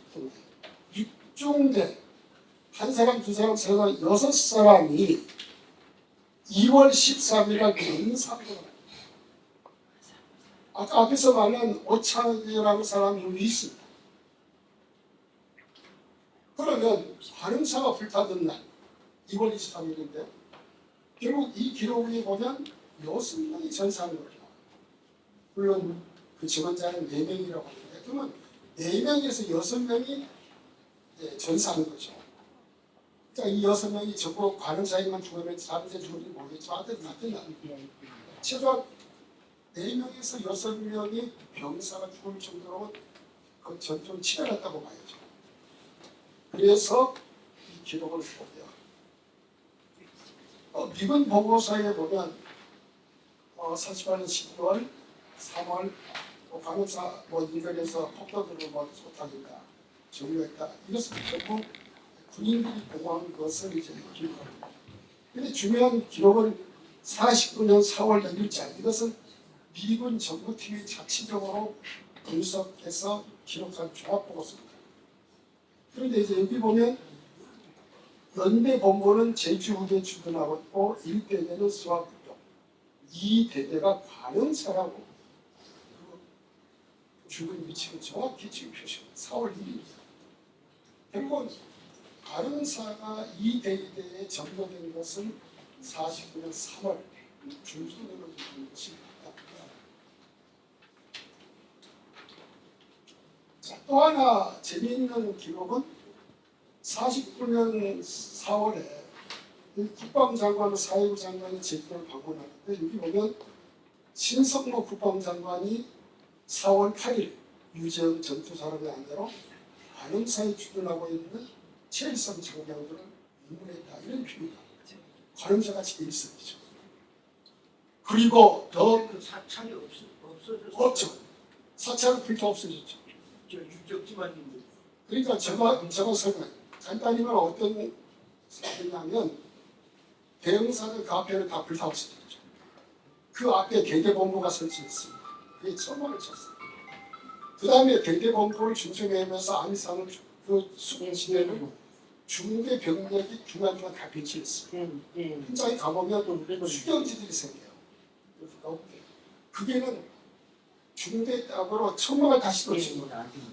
그리고 돌담을 이렇게 요 정도 목표를 쌓잖아요. 초소를 만들잖아요. 그렇게 이제 5만 평이 그러니까 그 대응전에 불탄 대응전에 대대 본부가 주변을 에어쌌어 있었다 이렇게 보면 돼요. 그리고 이거는 매우 중요한 기록에 써놨는데 57년입니다. 57년 1월달에 제주를 방문한 치안국장이 1월 26일 전투복으로 갈아입고 관음사에 있는 장비 투발부대를 이런 시착했다. 이게 매우 중요합니다. 왜냐하면 우리가 4.3은 보통 54년 9월에 한라산이 개방되면서 종결된 거로 일단됩니다. 그렇지만 그때도 한 12년 앞에 장비 남아있는 게릴라들이 있었어요. 그래서 경찰 토벌 때는 57년까지 지속됐습니다. 관음사 주도는 소로는 57년까지 계속된 겁니다. 그리고 제가 이제 경찰 주둔에 관해서 종합적인 정리를 했거든요. 6.25 전쟁이 나니까 군인들이 전부 전선으로 파견. 그래서 무장대의 토벌 업무가 전부 경찰로 위관이 됩니다.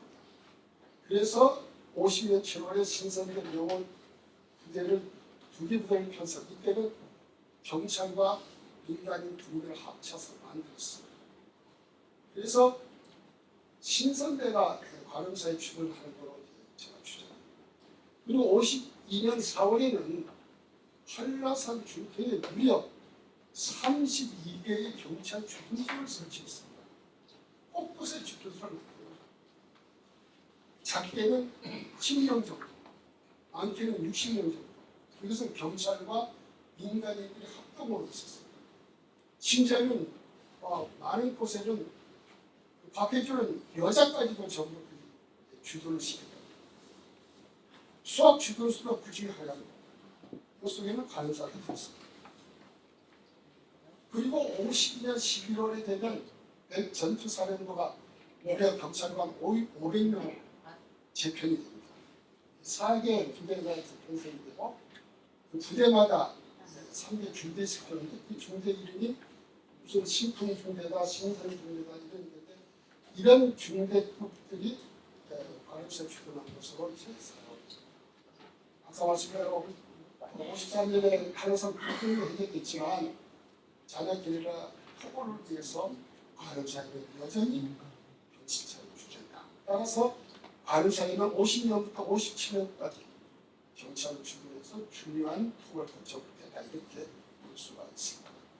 이런 사실관계를 정정하면 관음사 후에 주지스님 범죄 사건은 40년 5월 만에 발생한 것이고 이것은 바로 전 비련되었던 5년 때 제1대대의 토벌 작전에 이루어진 것이고 주지스님은 50년에 이제 후유증으로 돌아가신 일이 나왔습니다.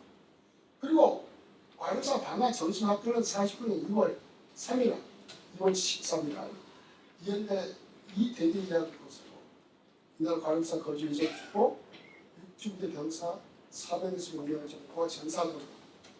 따라서 지금 모든 기록들이 현재 관음사가 불탄 날짜를 2월 12일이라고 기록되어 있는데 이것은 수정할 필요가 있지 않습니다. 왜냐하면 이연대 앨범은 아주 전사자들의 날짜를 정확히 적시하고 있습니다. 그리고 같은 날 관음사 함장의 사찰인 소림사 여성 집회지 이것은 매우 중요한 사실입니다. 앞으로 사실 조사가 필요하다고.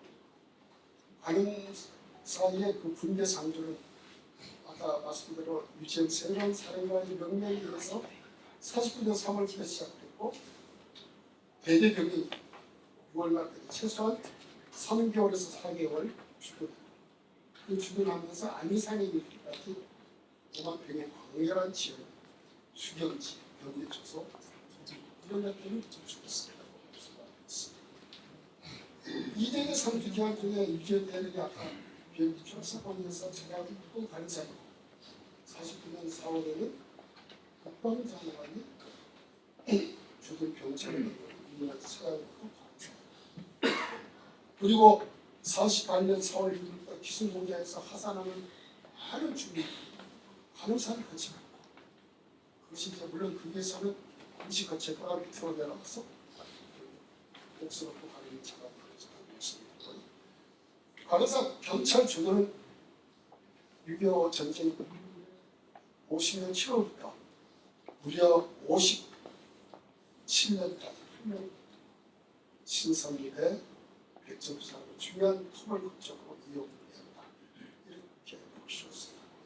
이런 것을 종합을 해볼 때 관음사 유적의 복원의 가치와 이유와 의미는 무엇인가를 제가 정리해봤습니다.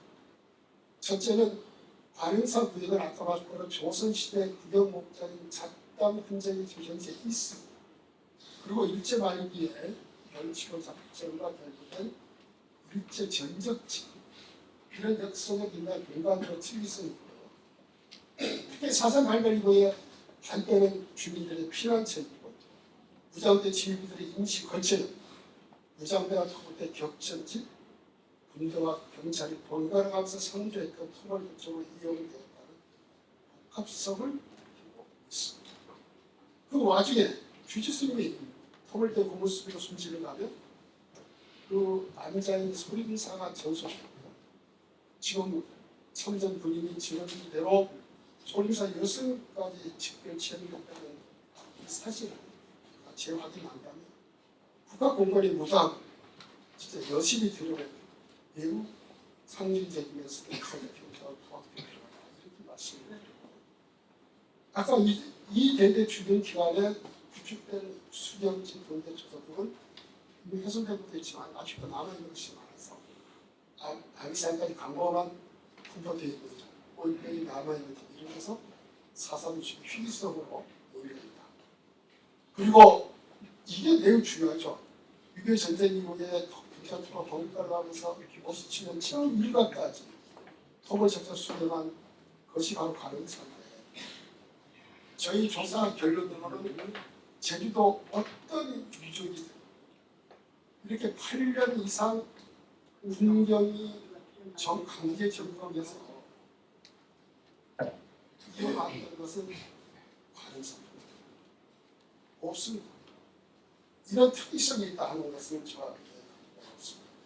사실은 시험 문제만 없더라면 그냥 국가로 세상으로 대상 요청해야 돼요.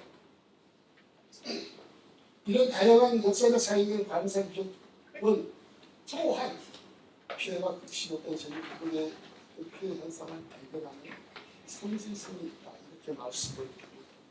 그럼 앞으로 뭘 해주지? 무엇을 보호해야 되지? 그래서 제가 제안하는 것은 추모탑이나 추모비를 역사 기념관을 건립니다. 이 두 가지 점은 단순히 관음사만 내용을 할 것이 아닙니다. 관음사를 주축으로 해서 관음사의 방식을 지금 우리가 지금 조사하고 있는 여러 가지 제주 국회 전체의 모습을 여기에서 집계성할 필요가 있습니다.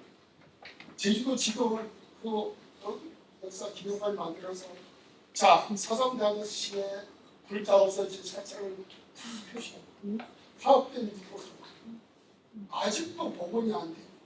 잃어버린 사찰을 표시하는 그 자체가 역사이고 아마 사람들에게 충격을 주고 있어요. 불과 이런 피해를 합니다. 오늘 여러 가지 지금 세계의 독서님들 이런 증언 체육회를 잡고서 그 안에다가 증언실에서 이분들의 중요한 증언들을 들수 있는 이런 작업들이 필요하지 않습니다. 그러니까 이거는 단순히 관음사만 볼 것이 아니고 관음사를 추구로 해서 제주 불교가 하나의 사상 피해에 대한 조합 결정체로 사올 겁니다. 자 그리고 아미사이까지 친화적인 탐방성을 했을 거예요. 그래서 올려오려니까 올림픽보다 훨씬 좋습니다. 그리고 단순히 건 것이 아니고 역사적 현장들이 있지 않습니까? 그래서 일부이족을 복원하고 안목을 설치하는데 제가 71년 관사 입구의 사진을 설명했는데 입구에 보면 이렇게 높은 돌담들이 있습니다. 이 돌담들이 단순히 마소를 방지하기 위해서 만든 벌점치고 너무 묵지 않습니다. 이런 것들을 잘 조사해서 일부는 약간의 많이 손댈 필요는 없지만 보호할 필요가 있다. 결국 미래에 의해서 결국 교육이 중요합니다.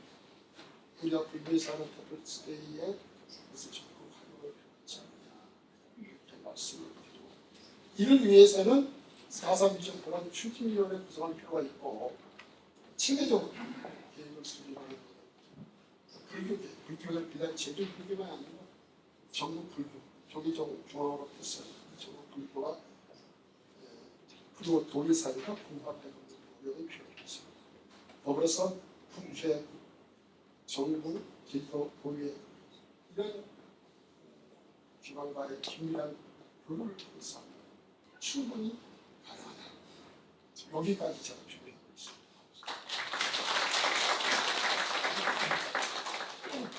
그랬는데 그 관음사 2월 13일 날 소각시킬 때, 불태울 때 그때 제주시에 살던 사람들도 그 불탈 때 그 불을 볼 수 있었다고 그래요. 그냥 우박 이야기만 했는데 천둥 벼락이 치고 그 하여튼 희한한 그 부천이 탈 때는 엄청나게 그 터지는 소리가 그 뭐 천둥처럼 들렸다고 하는 실질적으로 나석 현민식 선생님 아시죠? 네. 지금 건강 상태가 아주 안 좋은데 직접 그 동네에서 봤다는 거예요.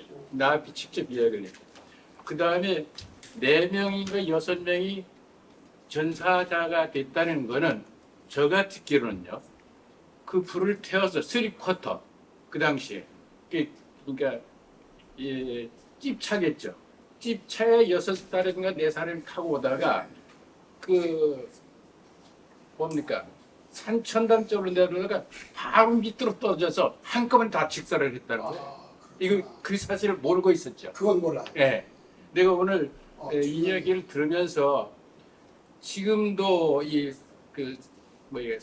저도 좀 구체적으로 들으려고 굉장히 애를 썼던 사람이 한 사람인데 전사는 그 뭐 어떻게 토벌 때 아니면 그 산 사람들에 의해서 죽은 게 아니고 사찰을 태워서 오던 그 전부가 그냥 다 교통사고, 요새 말로 하면은 그 상당히 산천달 후에는 이렇게 뭐가 되자 지금은 도로가 잘 됐지만은 그때는 상당히 어려웠을 거예요. 다 박혀서 교통사고로 다 죽었다는 거예요. 이건 여기 직접 들은 아주 이야기. 중요한 질문이네. 이거는 예. 더 확인할 필요가 있네요. 아주 일리가 있네요. 아니- 근데 그렇게 많은 사람이 죽었을 때 저도 의문이 있네. 예. 그러니까 총 맞아서 죽은 게 아니고 아, 그럴 수도 있네. 그 불을 태워서 온, 그러니까 그 당시에 제주도 사람들은 죄지어 가지고 다 죽었다. 의미가 있어. 아니 이게 무슨 소설 같은 이야기가 아니고 사실이거든. 예. 제가 여러분 시간 딱 5분만 자 지금부터 소설 같은 이야기를 좀 더 소개하겠습니다. 이거는 실제 일어난 상황이기 때문에 꿈 같은 이야기. 바로 제가 아까 소개했던 이 위패 동안소에서 사서 명령과의 만났던 이야기를 지금 좀 할까 합니다. 2007년입니다. 노무현 정부 말기인데요. 제가 사삼 중앙위원회에서 서울에 근무할 때 누군가 저한테 전화 왔습니다. 누구냐 했더니 청와대 자기 근무하는 아무개 국장이라고 했어요. 무슨 일이니까 4.3 관계로 좀 운영을 삽니다. 한 만나자 해서 광화문에서 만났습니다. 근데 그분이 하는 이야기가 뭐냐면 자기가 작년에 행안부 이사관이가 높은 직이죠. 노건리 지원단장을 했다. 노건리에도 있지 않습니까? 그런데 노건리에도 공원을 만들기 위해서 선진지 시찰차 4.3 공원을 간다는 거예요.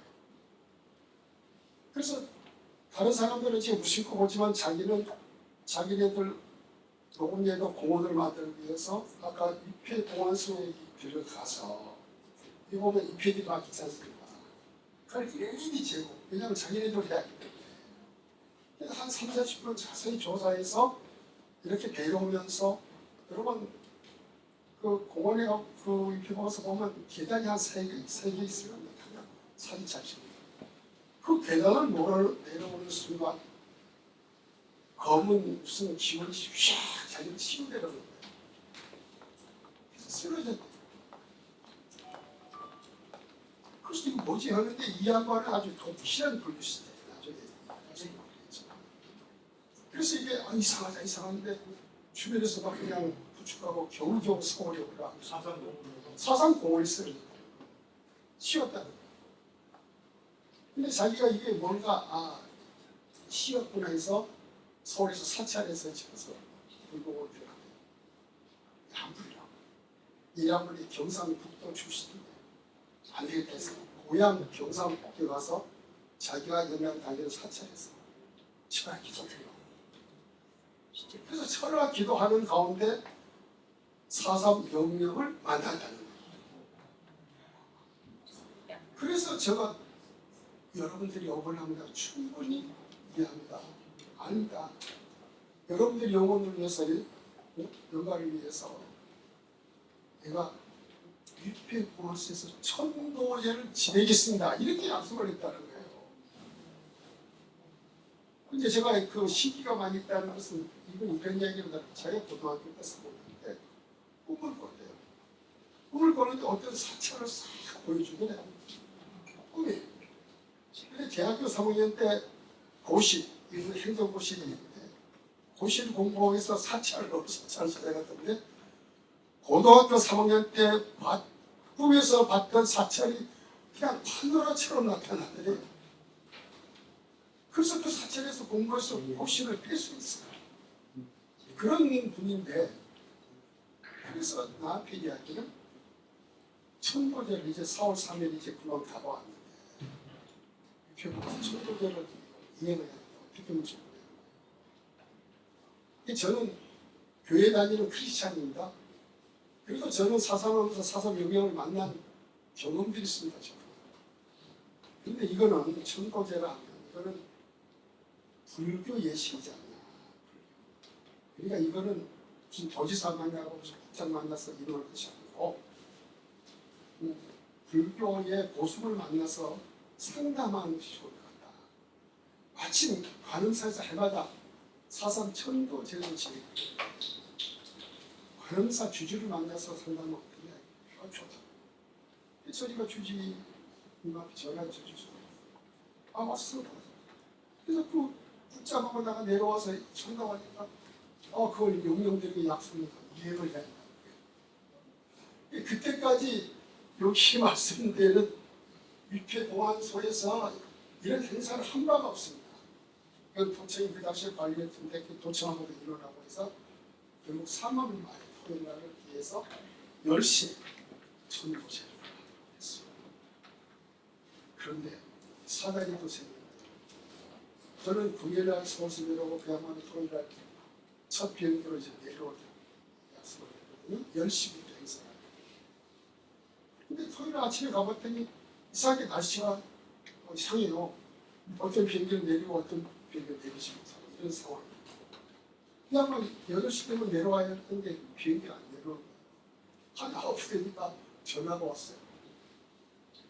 제가 수석 전문이어서 그 사람이 저를 수석님 하는데 수석님 야 4.3 셉니다. 4.3 셉니다 하는 거예요. 아니 무슨 당신 어디냐 했더니 광주공항이잖아요. 아니 왜 광주공항이야 했더니 자기가 탄 비행기 제주공항에 가서 한 줄씩 내렸다고 착취했다는 거예요. 근데 또 오는데 역풍이 불어서 비행기랑 올라갔잖아요. 세번을 시도해서 안 돼서 임시로 지금 서울도 안 가고 광주에서 대기 중이네 이 비행기가. 그런데 그 사람은 4.3 영경들이 세다. 자기를 이렇게 계속 뭔가 변절한다. 그래서 그날 못 내려왔어 사실. 그런데 이제 주시님한테 이렇게 그건 뭐 영경들하고 약속을 하자고 해서 이렇게 봐요. 아주 크게 했습니다. 이보다 한 200~300년 걸렸죠. 했습니다. 근데 이제 그 3월 말이고 4월 3일 날 관음산에서 이제 5시 되면 총무자 하셨어요. 그때는 내려와 있어요. 그리고 이제 내려와. 하필이면 그날 매우 추운 날이었어요. 그래서 야외에서 행사를 하는데 유족회장도 안 들고 그 사람아 제가 이렇게 그 전도자를 또 보니까 영광을 부르는 행사가 그 순간 이것밖에 안 됐다. 막 떠들기 시작되는 거예요. 그래서 영광을 부른 다음에 그다음 합창단이 찬물과 불이 찼습니다. 그런데 하면서 숨을 들면서 고요함이 왔어요. 그래서 제가 이제 나중에 공양 가는 길에 글쎄, 말도 마십시오. 저를 주치할 쓰던 힘이 와서 저를 완전히 제압을 했습니다. 지금 어때? 지금 괜찮습니다. 그래서 그 행사가 있었습니다. 이게 소설이가 제가 3단까지 이게 1단입니다. 1년이 지났습니다. 3월 말이 되는데 전화가 왔어요. 수석님, 그게 동치라서 또 몸이 이상해요. 그게 뭐가 정치하는데 나는 몰랐어요. 그리고 이 천도제를 하면서 관음사에서 경비는 걱정하지 마라 정리가 다 하니까 했어요. 근데 미안하니까 아마 제주도 오늘 했어요. 나는 몰랐는데 올렸던 것 같아요. 제주도. 근데 주신이 그걸 알고 밥 먹을 때 나는 몰랐는데 뒤로 불렀다가 무슨 공무원이 돈이 있어 그 봉투를 던졌대요. 근데 이 양반은 뭐냐면 그 봉투를 가져오지 말아야 했는데 그걸 돌려받아서 봉투에다가 몸이 상하다 이렇게 하더라고요. 한 몇 년이 흘렀습니다. 전화 왔어요. 이상하다고. 어디냐고 하니까 행복하기네. 행복하기 뭘까요? 세월호 사건이에요. 아니 왜 당시 그렇게 갔으니까 이 양반이 그 후에 출세해서요. 경북 행정부지사가 평안부에 국장하다가 실장, 차관보까지 했어요. 그러니까 그 일국 공무원 높은 자리에서 뭐냐면 세월호 사건이 되니까 평안부 상황실장으로 평복하게 하게 되어 있는 거예요. 그래서 제가 한 말이 있죠. 그건 4.3 명령이 아니다. 그 세월호의 그쪽 사이에나